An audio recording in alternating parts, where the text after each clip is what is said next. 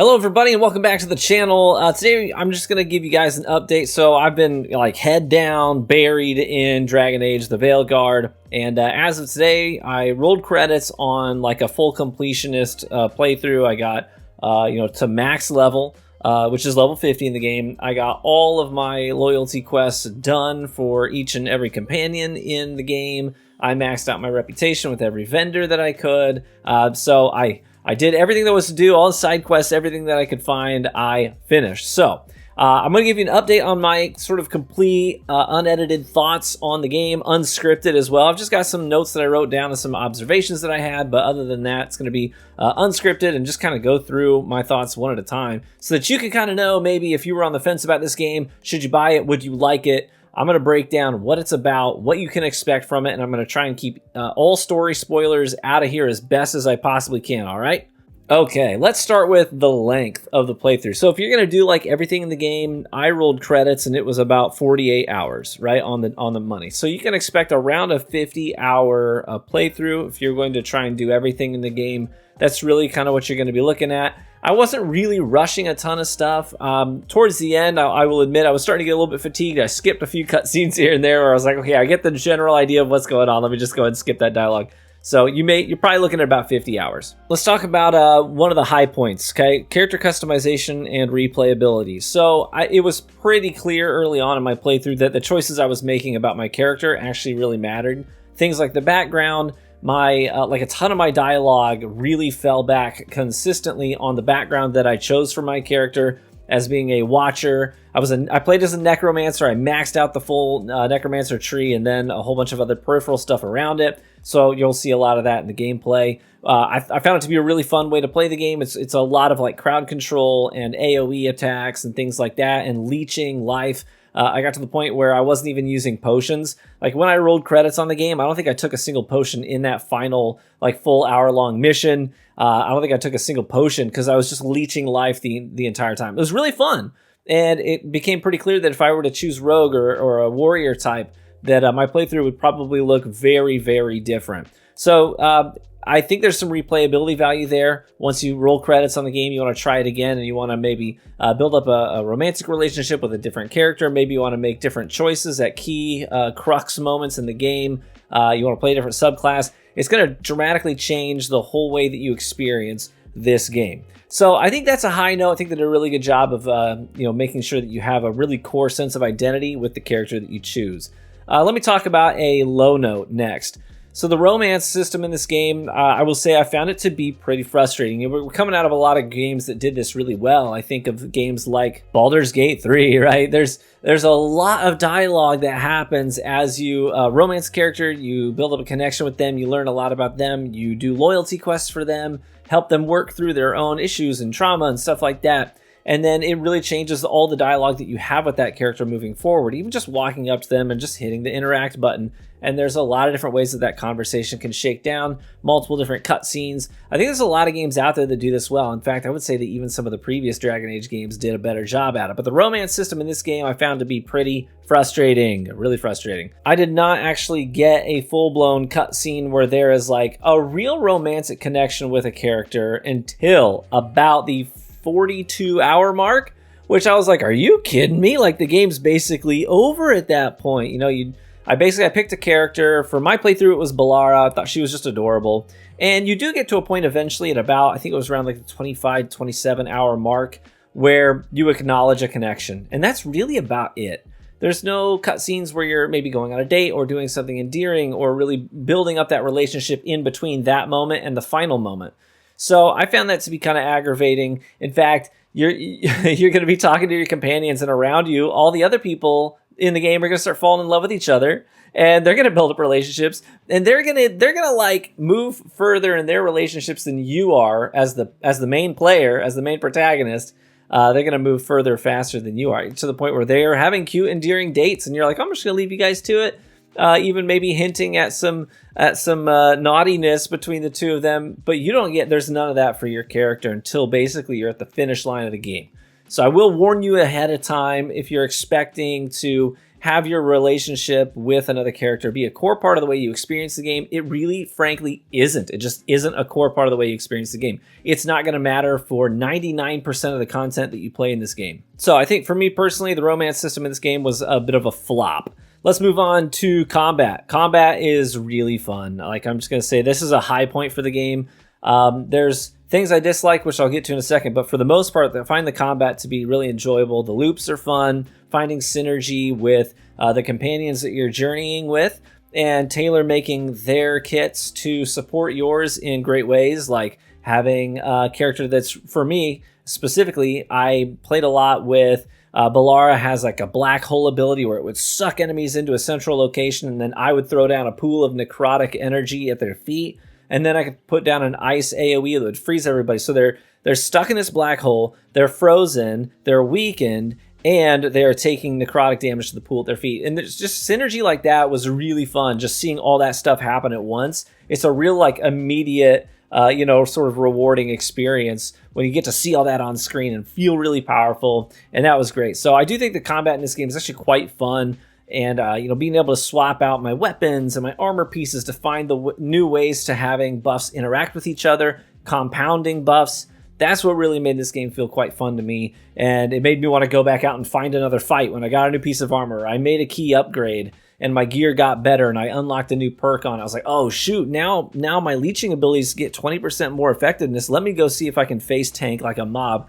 You know what I mean? It's stuff like that that makes you feel really powerful. I think the combat in this game is great. The one downside is that I find that a lot of the combinations that you find around the 20-hour mark are probably going to stay your like main approach to combat all the way to the finish line. So for the majority of the game, you're probably going to be doing some of the same combos. It's still fun. It's still exciting. But I wish that the progression maybe would go further than it does in the combat, so that it would continue to change over time throughout your gameplay, throughout your playthrough in a more dynamic way. So I will say that is a bit of a drawback to the combat. But other than that, combat is quite fun and flashy. Let's talk about the story and the writing. When it comes to the Dragon Age overarching narrative, I find the story in this game to actually be pretty good, right? I think it's pretty good. It has a lot of high points. There's some big lore revelations that I won't spoil for you, but I think that the overarching narrative that's been being told through Origins and Inquisition and now into the Veilguard,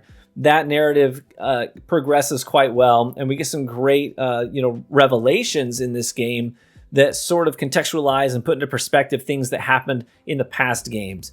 But it's not so much that if this was your first Dragon Age game, you'd be completely lost. They do explain the context of these things pretty well. So even if you're coming in blind, you should have a pretty good understanding about what's going on, who these characters are, and why it matters. That being said, the game is, when it comes to just like interpersonal dialogue, it can be pretty campy, right? It kind of feels like a CW show. So just know that going into it. To be fair, a lot of Dragon Age dialogue on that scale has always been kind of campy. Like, I still remember, wasn't it Liliana in Origins? I remember, like, when you build up a relationship with her, and the lines that she dropped are like the cheesiest, corniest, CW lines you would ever hear.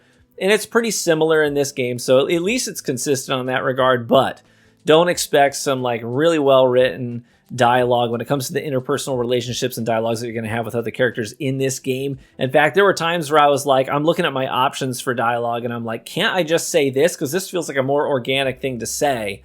But it just wasn't an option. I'd have to go with a pretty cheesy, corny, campy answer instead of what I actually wanted to say or felt was appropriate in that conversation and in that context. So overarching narrative and writing, pretty good. When it comes to just the interpersonal dialogue, pretty cheesy, pretty campy. Just know that going in. Let's talk about personal freedom. I think a lot of people are concerned. I know this just by looking at reviews, the review bombing, the dialogue online about this game. A lot of people are not into the whole trans conversation, and there's no political agenda here. I'm just going to be frank with you and tell you exactly what to expect, because I think I don't do you any favors when I just try and bait your outrage. I'd rather be honest with you and let you know what to expect so you can make your own informed decision about whether or not you want to play this game, okay? There is a singular character in this game who is transgender, okay? And it's one of the companions. And I did not see the transgender cutscenes and conversations till basically the end of the game. And it was mainly because I just didn't vibe with that companion in general, and it had nothing to do with them being transgender. It's just that they weren't in my party. They were the last one I unlocked, and I didn't really find their character to be very well written. It seemed like there was a real yin-yang, like a push-pull between, hey, I'm going to be really aggressive and blunt, and then I'm going to have these really moments of sincerity that feel kind of forced and inorganic. And I just didn't really vibe with that character in general. So I didn't see all that stuff till basically the end of the game when I was just trying to get all of my loyalty quests wrapped up. So if you're like, I don't want to see that stuff, I'm not interested in that stuff, two things I would tell you. A, you have to go seek it out. You know, there are signs in advance that that's where that narrative is going. And if you're like, I don't really want to do that, just don't do it and you won't see it. It's not a part of any other aspect of the game at all. It's only within the context of that singular companion and their storyline. Beyond that, the other thing I would tell you is that all the cutscenes are skippable. So if you're like a completionist, you're like, I want to get the loyalty quest done. That comes up in their loyalty quest a couple of times. You can just skip those cutscenes. The quest line itself is pretty fun. Like, you actually get to do some pretty cool combat and go to some cool spaces within their loyalty quest line.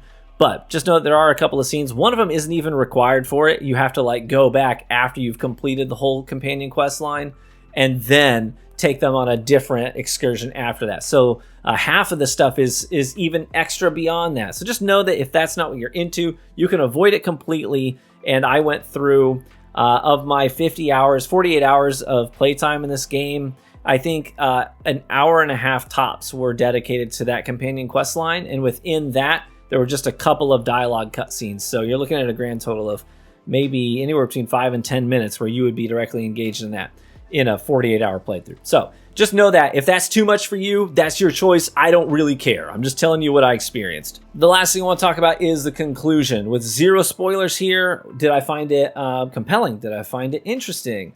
I will say that overall, I think the game ends pretty strong. I think it ties things up pretty well, and depending on how many extra quests you did, obviously you're given extra options. That's how it always goes in games like this when it comes to Dragon Age games, Mass Effect games, etc. So I think that they wrap things up pretty well, but again, I do wish there are parts of the conclusion where I'm thinking as the gamer, hey, wouldn't it make more sense if we just did this? But it's just not an option, right? And you just kind of have to live with that. You are role-playing, but there are moments of your role-play where you feel kind of taken out of it, and Rook is just going to do what Rook is going to do, regardless of your own thoughts, your independent decisions, and things like that. So there are moments in the conclusion where I was like, I think it makes more sense. Why wouldn't we just do this? But I can't talk about that. Obviously, it's spoilers. But just know that there are times where you're going to feel kind of pulled out of the role-playing aspect of the game and just feel like the game has already dictated courses of action in advance, and you just have to go along with it. Other than that, I think it ends pretty strong. So all in all, do I recommend this game? I don't think it's a perfect game. I've been pretty honest with you guys about things I like and things I don't like. I think the romance system's not great. It could have been a lot better. It could have been much more fleshed out, I think. It could have been a more core part of the game, because I think that a lot of people who play RPGs like this, that are all about building these relationships with these companions, I think they would prefer to see that be a little bit more at the forefront and actually have an impact on the gameplay itself.